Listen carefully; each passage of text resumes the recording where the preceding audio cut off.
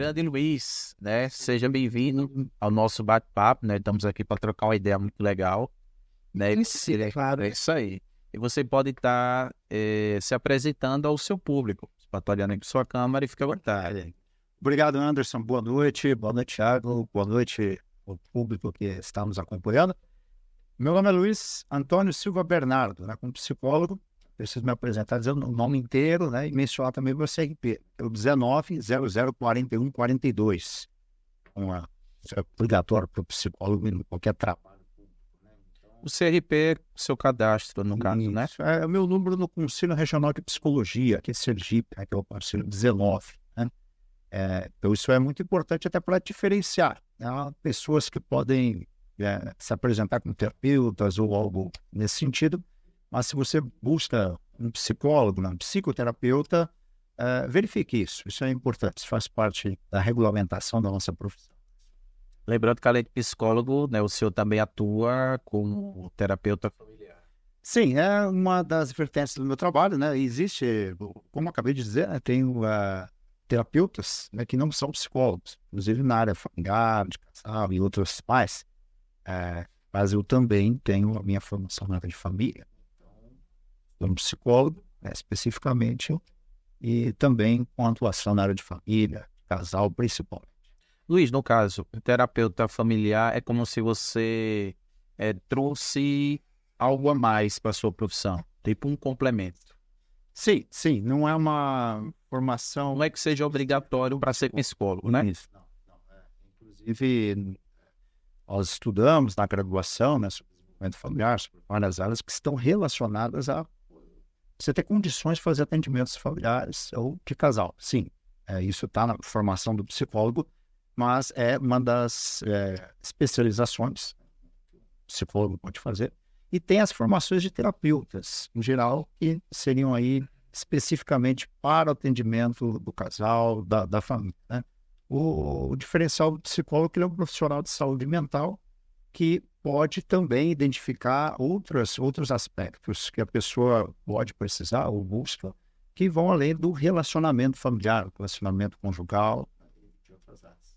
Luiz, o senhor já viu um pouco do seu trabalho, né? O senhor tem uma atuação tanto no Brasil como também no exterior através de trabalhos online, né? De consultas online. Só que assim, antes de entrar nessa parte profissional, a gente queria conhecer quem é o Luiz, né? E geralmente a gente inicia com essa pergunta: quem é Luiz? É Luiz Antônio, Luiz Bernardo? Luiz Bernardo é mais comum, né? O bicho nacional, né?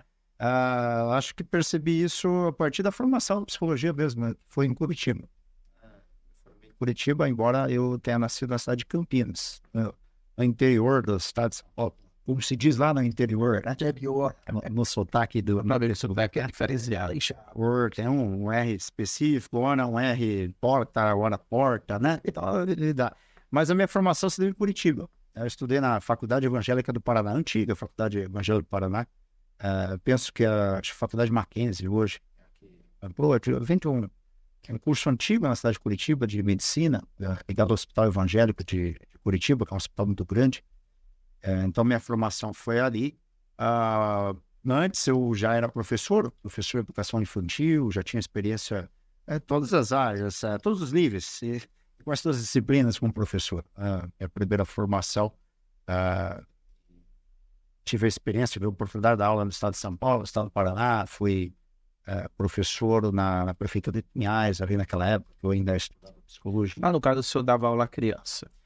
Também. Então, assim, desde 3 anos e meio até a pós-graduação de psicologia, eu já dei aulas, né? Mas a primeira formação foi como professor. Quando eu estudava psicologia, eu atuava como um professor, né? Como virou a chave de professor para psicólogo? Foi uma consequência, assim, foi dando continuidade. Eu me lembro que acho que ainda em Campinas, quando eu trabalhei pela prefeitura de Campinas, aquele ano eu dei aulas para uma primeira série, alfabetização, né? E era a última escola do último bairro, próximo já ao aeroporto de Viracopos, cidade de Indaiatuba, já bem longe, né? E as demandas ali comuns eram de área rural, área de ocupações recentes, a área do Campo Belo, São Domingos, né? Regiões bem afastadas do centro de Campinas. E a população, né, ali, me lembro que não tinha nem asfalto. Antes eu comecei a dar aula ali, aí veio o asfalto nesse período aí. E as crianças que nós atendíamos, as Você lembra necessidades. mais ou menos que ano era? Porque você fala assim, Forçou a memória do Vitorioso, né? boa. Ah, 2005, 4, 5. Então, eu tenho meio já. Obrigado. Quase eu achar que ele vai. Tem esse tempo aí. Acho que o tempo vai acabar. E o professor, eu conheço bem, né?